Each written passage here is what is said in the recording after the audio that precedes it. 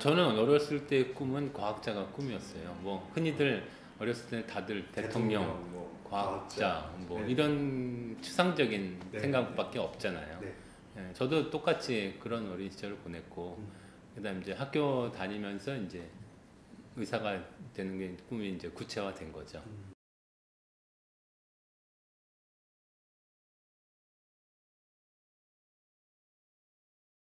저는 고등학교 1, 2, 3학년 때가 됐을 때는 네. 건축학 같은 걸 하고 싶었어요. 그리고 뭐 미술 하고 싶은 적도 있고, 예, 그래서 예술가적인 기질도 있으셨구나. 예술가로는 부족하고, 다만 뭐 이렇게 만드는 걸 좋아했어요. 네네네. 예, 그래서 의과대학을 간 다음에도 처방전을 쓰는 그런 것보다는 네네. 저는 학생 때부터 원래 의과대학에서는 무슨 과를 정하지 않거든요. 졸업을 다 하고 인턴을 다 끝내고 과를 정하는데 예. 저는 의과대학 다니면서 성형외과에서 살았어요. 원래 사실은. 그러니까 뭐 만들기 좋아하고 예, 그래서 학생 신분인데도 네. 수업만 끝나면 성형외과에 가서 그렇죠. 뭐 수술하는 거 도와드리고 뭐 레버러토리 박사 과정 연구하는 거 도와드리고 네. 그렇게 하면서 지냈습니다. 제가 제일 하고 싶고 제가 제일 잘한다고 느꼈던 거 그런 조각상을 만드는 것 또는 건축물을 만드는 것 디자인하는 것 그것과 비슷한 것을 사람을 아름답게 하고 또 부족한 기형이나 사고로 인해서 어떤 디포머티가 있는 것을 치료해서 정상적인 것을 만드는 그런 수술을 하루 종일 하는 의사가 된 것이죠.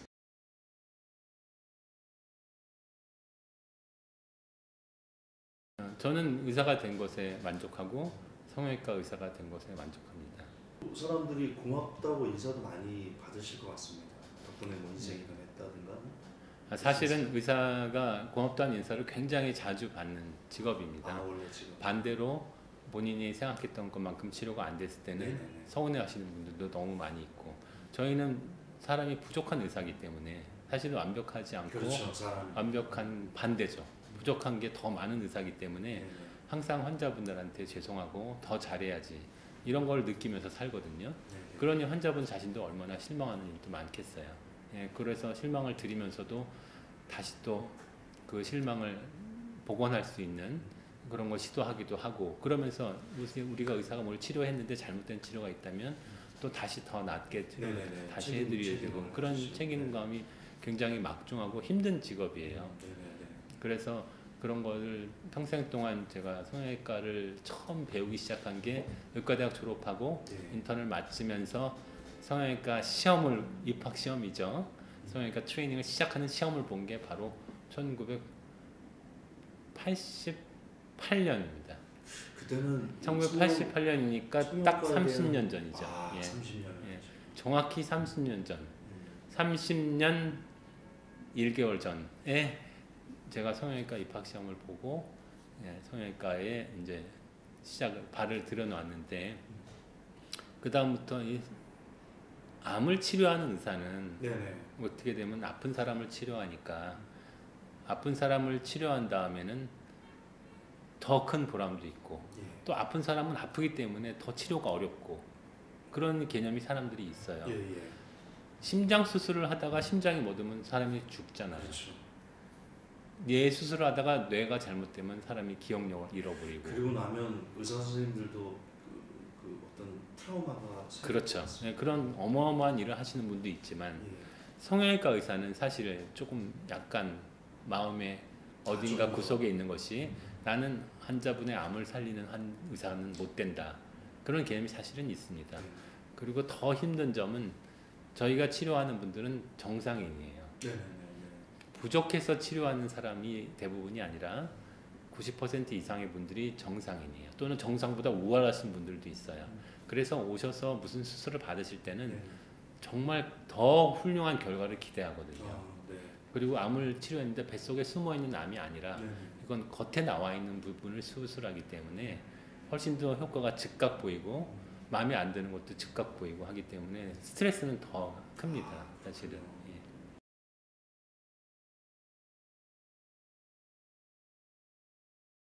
스트레스 해소법을 물어보시면 저는 그 답을 할 수 있는 가장 형편없는 답변자 중에 하나입니다. 저는 왜냐하면 스트레스를 해소하기 위해서 뭘 하는 게 없어요.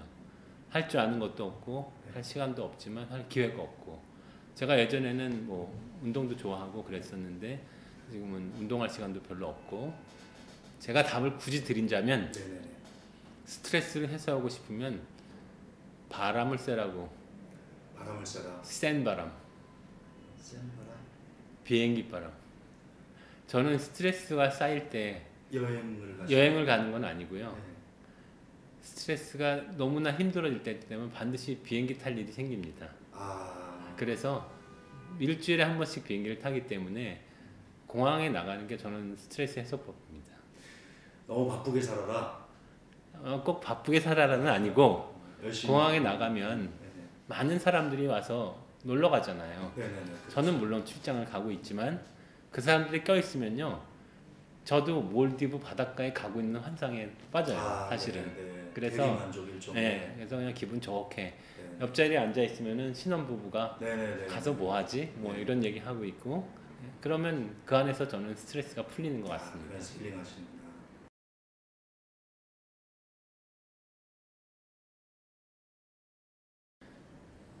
저희는 사실은 부모님하고 평생을 같이 살았어요. 지금도 모시고. 저희는 어머님 아버님께서 좀 네. 독특하셔서 네. 자식들하고 같이 사는 게 가장 인생의 큰 행복이라고 생각하시는 분이세요. 네네. 그래서 저희가 사실은 어렸을 때부터 저희 사남매예요. 어머니께서 딸아들을 낳는데 62년생, 3년생, 4년생, 6년생. 네. 그래서 4명의 자식이 4년 첫째랑 막내가 4년 차이예요. 그래서 넷이 동시대에 같은 초등학교를 손잡고 다녔어요. 그리고 대학을 졸업하고 대학도 사실은 비슷한데 다 갔고요. 네네네. 그리고 전공도 비슷하고 일하는 것도 비슷하고 내 집이 네네. 누나 집은 바로 옆에 아파트고요. 네. 내 집이 같은 아파트 같은 엘리베이터에 같은 모양의 그 층만 다르게 또로로로 붙어서 살아요. 예, 그래서 저희 어머니 아버지께서는 항상 자식들하고 같이 있고 같이 지내는 거를 너무 좋아하셔서 저희도 기쁘게 항상 같이 지내고 있어요. 그런데 네. 제가 이제 싱가포르로 이민을 갔잖아요. 예. 그래서 저희 집만 싱가포르에 멀리 갔습니다. 10년 전에. 10년. 네, 싱가포르 영주권 취득한 건 10년 전이고요. 많이 그리워하시겠는데. 그렇죠. 그래서 저는 그래도 이제 한국에 올 때마다 가죠. 당연히 갈 수밖에 없고, 예, 저희 동생들 누나가 더 잘하긴 하지만, 그래서 이제 지금까지 이제 40몇 년을 같이 살았는데 네네. 싱가포르에 가면서 더 자주 못 뵈서 너무너무 죄송하죠.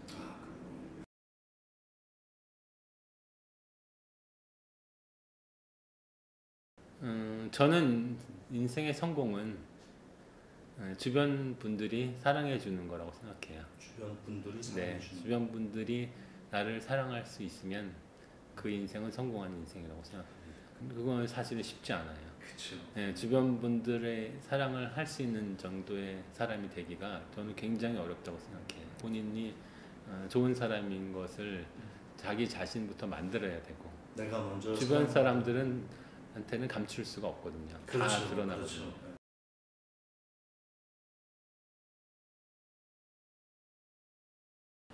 저는 사실은 아직 멀었습니다. 네, 멀었고 더 사랑받을 수 있는 사람이 되도록 노력을 많이 해야죠.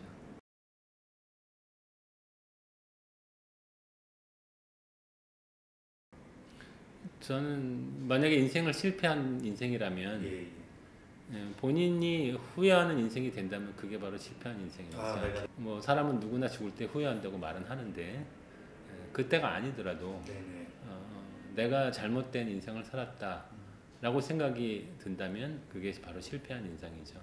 그래서 그 누구가 권하고 그 누구가 말하는 게 중요한 게 아니라 나 자신이 내가 원하고 내가 이상적으로 생각하는 일을 하면서 또 주변 사람들한테 그렇게 잘 하면서 사는 게 중요하죠.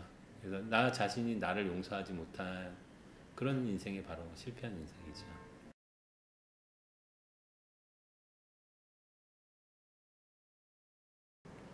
저는 오래전부터 네.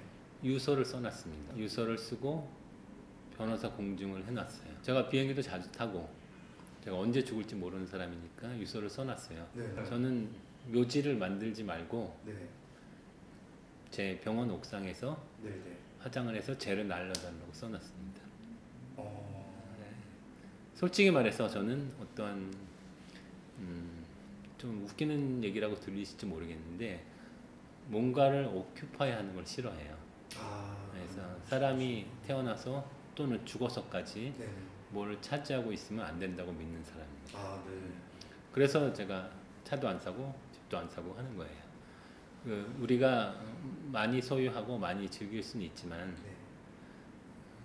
쉽게 말하면 예를 들면 지구가 2억 년 전에 태양 에너지로 광합성을 해서 땅에서 나무가 썩고 뭐 녹조류가 썩어서 2억 년 동안 만들어진 기름을 지금 단 몇십 년 안에 뽑아서 그걸 태워서 나 하나가 옮기기 위해서 1톤짜리 차가 이동하는 게 요즘에 차거든요. 그러니까 내가 하나가 저기서부터 저기까지 이동하는데 저는 그 지구의 에너지인 기름을 태우면 안 된다고 믿는 사람이에요. 그리고 나 하나가 자기 위해서 어떠한 공간을 오큐파이해서는 안 된다고 믿어요. 지금 묘비에다 뭘 세운다고 묻으신다면 저는 묘비를 만들지 말라고 유서에 써놨기 때문에 그 답은 아무것도 쓰지 말라는 게 답이거든요.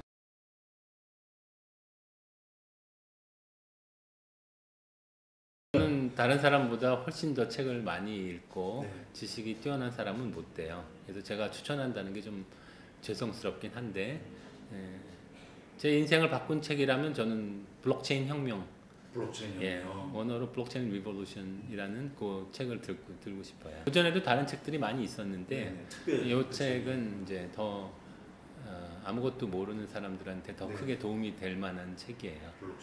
그래서 블록체인이 세상을 바꿀 수 있는 것인지 아니면 아무것도 아닌 것인지 나쁜 것인지 그런 것을 판단하기 위해서는 이 책 한 권만 읽으시면 블록체인이 우리 생활을 어떻게 만들 수 있는 것인지 금방 아실 것 같아요.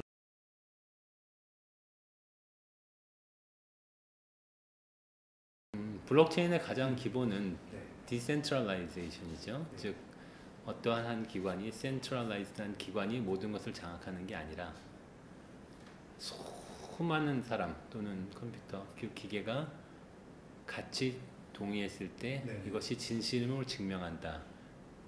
거기에 가장 큰 매력이 있는 게 블록체인이에요. 즉 우리가 생활을 할 때 정부가 보증하는 어떠한 것, 내가 이 땅을 소유한다는 것은 등기부 등본을 통해서 정부가 보증하죠. 그런 것이 아니라 우리가 다 같이 누가 이 땅의 주인이고 누가 이 1원짜리 동전의 주인임을 우리가 같이 동의를 하는 거죠. 아무도 바꾸지 못해요.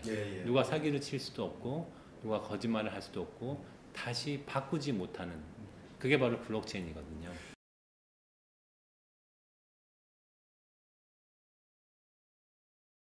사실 저는 아무것도 아닌 놈이거든요. 정말 가진 것도 없고 능력도 없고 근데 제가 가진 가장 큰 행운은 제가 사랑하는 훌륭한 동료가 있었다는 거예요. 그 누구보다도 정직하고 그 누구보다도 열심이고 최고의 능력을 가진 사람은 아니었을지 모르는데 저와 마음을 같이 했던 동료들이 있었기 때문에 여기까지 왔어요.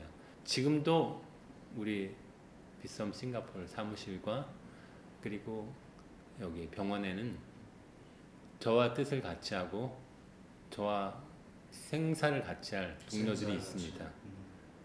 그분들이 현재의 나를 만들었고 사실은 현재의 나가 아니라 미래를 바꿀 우리 병원과 회사를 만들었어요. 그분들이 주인이죠. 왜냐하면 최소한 저는 주인이 아니기 때문에 그분들이 주인이고 그분들이 그런 걸 다 향유할 권한이 있어요. 그래서 정말 주인으로서 더 훌륭하게 만들고 더 많은 사람들한테 혜택을 드리고 아름다운 일을 할 수 있기를 기원합니다. 더 사랑합니다. 말씀해 주시죠. 동료 여러분 사랑합니다. 여러분 사랑합니다. 감사합니다.